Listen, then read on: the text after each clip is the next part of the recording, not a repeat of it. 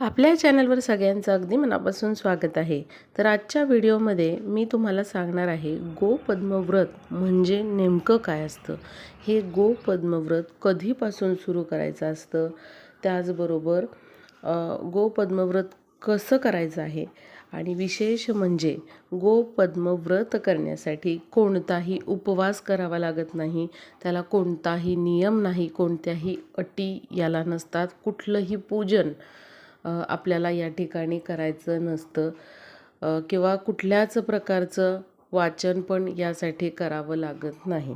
अतिशय साधं सोपं व्रत आहे। पूर्ण श्रद्धेने जर हे व्रत केलं तर याचं निश्चितच तुम्हाला शुभलाभ हे भेटतातच। प्रत्येक महिलेने आपल्या मुलाबाळांच्या प्रगतीसाठी, आपल्या पतीच्या प्रगतीसाठी, आपल्या स्वतःच्या प्रगतीसाठी, आपल्या संपूर्ण कुटुंबाच्या प्रगतीसाठी हे गोपद्मव्रत नक्कीच केलं पाहिजे। तर हे कधीपासून सुरू करायचं आहे हे पण मी तुम्हाला सांगणार आहे। बघा, प्रत्येक महिलेने हे व्रत न विसरता करा। आता लवकरच श्रावण महिना सुरू होणार आहे, त्याआधी आषाढी एकादशीचा दिवस आहे, तर तुम्ही नक्कीच हे व्रत जे आहे ते करायला सुरुवात करा। ते कशा पद्धतीने करायचं आहे आणि कोणत्या कोणत्या दिवशी हे तुम्ही सुरुवात करू शकता ते देखील मी 2-3 यामध्ये पर्याय सांगणार आहे। त्यामुळे महिलांनी नक्की हा व्हिडिओ बघा। व्हिडिओ संपूर्ण बघितल्यानंतर तुमच्या दुसऱ्या मैत्रिणींना देखील तुम्ही हा व्हिडिओ शेअर करा किंवा तुमच्या नातेवाईकांना शेअर करा, म्हणजे नक्कीच हे व्रत जे आहे गोपद्मव्रत बऱ्याच जणांना करता येईल।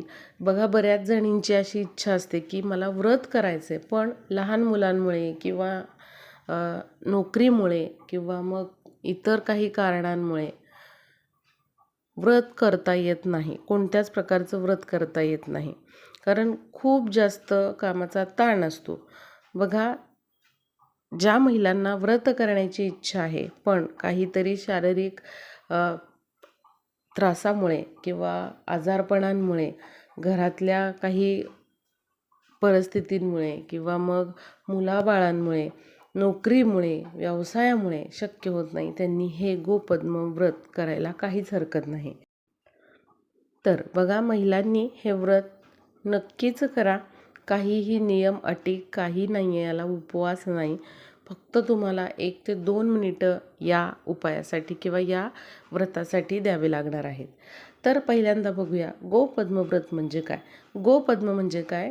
गायीची पावलं। आपल्याला या व्रतामध्ये फक्त गायीची जी पावलं आहेत त्यांची रांगोळी काढायची आहे आणि अशा प्रकारे या रांगोळीचं पूजन आपल्याला करायचं आहे। म्हणजेच काय, साक्षात आपल्याला गायीचा आशीर्वाद जो आहे तो प्राप्त करून घेण्यासाठी, गायीचा शुभ आशीर्वाद, गोमातेचा शुभ आशीर्वाद आपल्या संपूर्ण कुटुंबावर राहण्यासाठी हे व्रत आपल्याला करायचं आहे। सगळ्यांना माहीत आहे की असं म्हटलं जातं, गायीच्या पोटामध्ये 33 कोटी देवांचा वास असतो। आपल्या हिंदू धर्मामध्ये गायीला गोमाता म्हटलं जातं। आपण तिची आईप्रमाणे पूजा करत असतो। त्यामुळे बघा, हे व्रत नक्कीच तुम्ही सुरू करा। फक्त आपल्याला गायीच्या पावलांची रांगोळी काढायची आहे आणि तिचं पूजन करायचं आहे, बाकी तुम्हाला काहीही यामध्ये करायचं नाही। तर हे आहे गोपद्मव्रत, म्हणजे गायीच्या पावलांची रांगोळी काढून तिचं पूजन करणं म्हणजे गोपद्मव्रत। आता हे का करायचं? घरामध्ये सुख, समृद्धी, ऐश्वर्य नांदावे, माता लक्ष्मीने अखंड वास करावा, त्याचबरोबर भगवान विष्णूंचा कृपाशीर्वाद आपल्यावर राहावा, यासाठी हे व्रत केले जाते। आपल्या कुटुंबाची प्रगती व्हावी, आपल्या मुलाबाळांची प्रगती व्हावी, अभ्यासामध्ये, नोकरीमध्ये आपल्या मुलांचे आरोग्य चांगले राहावे, त्याचबरोबर आपल्या पतीचे आरोग्य चांगले राहावे, पतीची प्रगती व्हावी, आपल्या संपूर्ण कुटुंबाची प्रगती व्हावी आणि अखंड सौभाग्याची प्राप्ती व्हावी, यासाठी हे व्रत जे आहे गोपद्मव्रत हे केले जाते। गोपद्म व्रत हे भगवान विष्णूंना समर्पित असणारे व्रत आहे आणि अत्यंत साधे सोपे असे व्रत आहे. तर आता हे गोपद्म व्रत कधीपासून सुरू करायचे आहेत? तर बघा, आता आषाढी एकादशी 2025मध्ये आलेली आहे 6 जुलैला रविवारी. तर 6 जुलैपासून म्हणजेच रविवारी आषाढी एकादशीपासून तुम्ही हे व्रत करायला सुरुवात करू शकता. तुम्हाला आषाढी एकादशी दिवशी काही कारणांमुळे जमलं नाही हे व्रत सुरू करायला, पण इच्छा आहे, तर येणारी जी गुरुपौर्णिमा आहे 10 जुलैला 10 जुलै 2025ला तेव्हापासून हे व्रत तुम्ही करू शकता. आषाढी एकादशीपासून सुरू केलेले हे जे व्रत आहे ते आपल्याला देवउठणी एकादशी जेव्हा येते दिवाळीनंतर, तर त्या दिवशी आपल्याला हे व्रत जे आहे त्याची सांगता करायची आहे. म्हणजे बघा, आषाढी एकादशीला म्हणतात देवशयनी एकादशी आणि कार्तिकी एकादशी जी असते तर त्या एकादशीला म्हणतात देवउठणी एकादशी. तर अशा प्रकारे 4 महिने हे व्रत जे आहे ते करायचे असते. म्हणजेच काय, तर हे चातुर्मासात करण्याचे व्रत आहे. भगवान विष्णूंना समर्पित असलेले हे व्रत आहे. त्यामुळे तुम्ही हे जे व्रत आहे ते आषाढी एकादशीपासून सुरू करून तुम्ही कार्तिकी एकादशीपर्यंत 4 महिने हे व्रत करायचे असते. आणि जर तुम्ही पौर्णिमेला सुरू केलेलं असेल, गुरुपौर्णिमेला, आता जुलै महिन्यामध्ये जी गुरुपौर्णिमा आहे 10 जुलैला तेव्हापासून केलेलं असेल, तर तुम्ही त्रिपुरारी पौर्णिमेला या व्रताची सांगता करायची असते.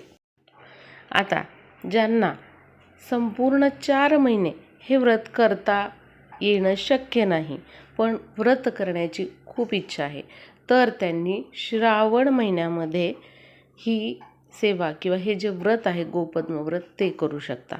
श्रावणातल्या पहिल्या दिवसापासून हे व्रत सुरू करायचं आणि श्रावण महिन्याच्या शेवटच्या दिवसापर्यंत तुम्हाला हे व्रत करायचं आहे. तुम्ही असं देखील हे व्रत करू शकता.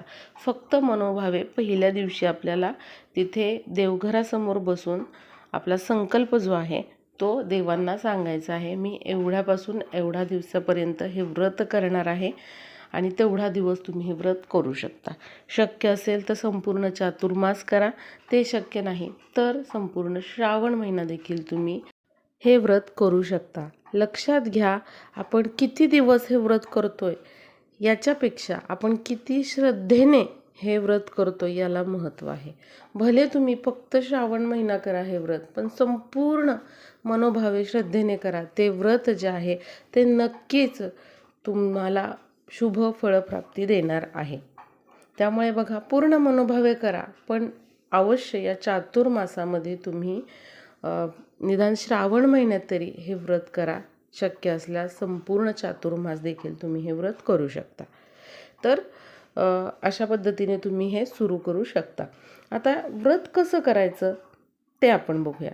तर लक्षात घ्या, गोपद्म व्रतासाठी काहीही उपवास किंवा कोणताही नियम नाही, अटी नाहीत, काहीही या व्रतासाठी अवघड अशी पूजा नाही, पूजा मांडणी नाही आहे, काहीही तुम्हाला करावं लागत नाही. फक्त काय करायचं आहे, तर गोपद्म जे असतात म्हणजेच काय, गाईची 33 जी पावलं असतात, तर रांगोळीने आपल्याला ही पावलं काढायची आहेत. आता बघा, तुम्हाला इथे दिसत असेल तर असा तुमच्याकडे गोपद्मचा जर साचा असेल रांगोळीचा, तर तो तुम्ही अवश्य घेऊन या आणि अशा प्रकारे त्या साच्याचा वापर करून तुम्ही हे 33 गोपद्म जे आहेत तर ते काढू शकता. किंवा तुम्हाला साचा नाही मिळाला तर हाताने तुम्ही अशा प्रकारे 33 गोपद्म काढू शकता.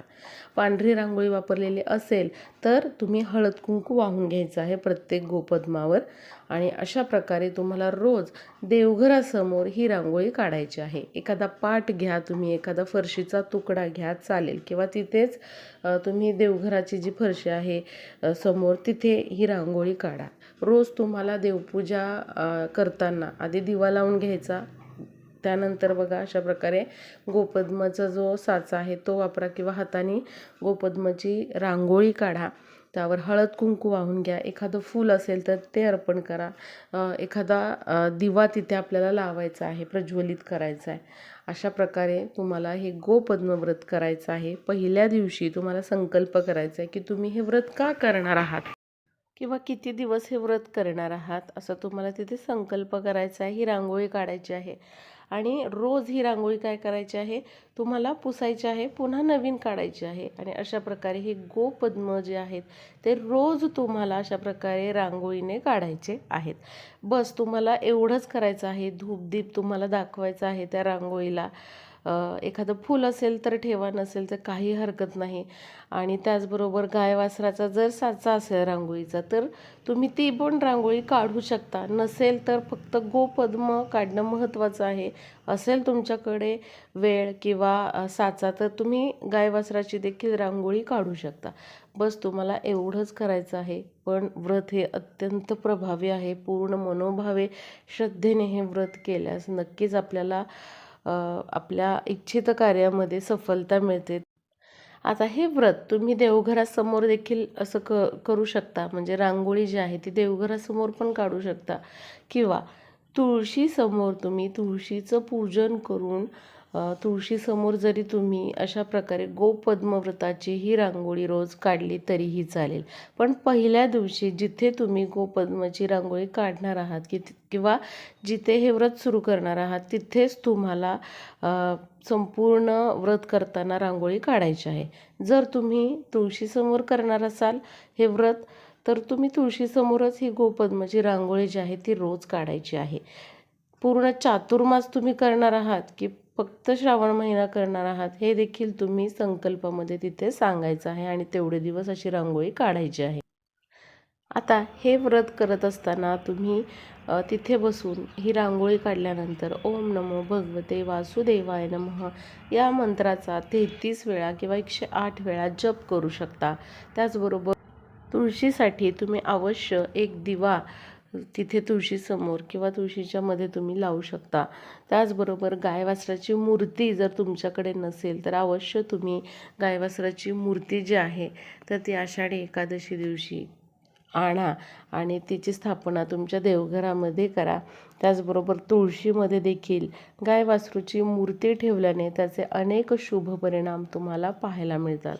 तर नक्कीच अशा प्रकारे महिलांनी मासिक पाळीमध्ये घरातील इतर कोणत्याही सदस्याकडून ही जी रांगोळी आहे ती काढून घ्यावी आणि त्याचबरोबर दिवा जो आहे तो लावून घ्यायचा आहे.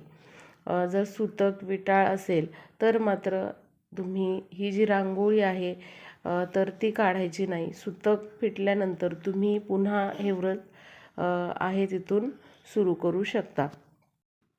गोपद्मव्रत संपल्यानंतर शेवटच्या दिवशी एखाद्या सवाष्णीची ओटी भरावी आणि अशा प्रकारे गोपद्मव्रताची सांगता जी आहे किंवा उद्यापन आहे ते करावे किंवा एखाद्या मंदिरामध्ये जाऊन तिथे तुम्ही सवाष्णी महिलेची ओटी भरू शकता आणि त्या महिलेला गोपद्मव्रताचा एक साचा जो आहे तर तो देखील तुम्ही भेट म्हणून देऊ शकता. व्हिडिओला जास्तीत जास्त शेअर करा म्हणजे सर्वांना हे गोपद्मव्रत येणाऱ्या चातुर्मासामध्ये सुरू करता येईल.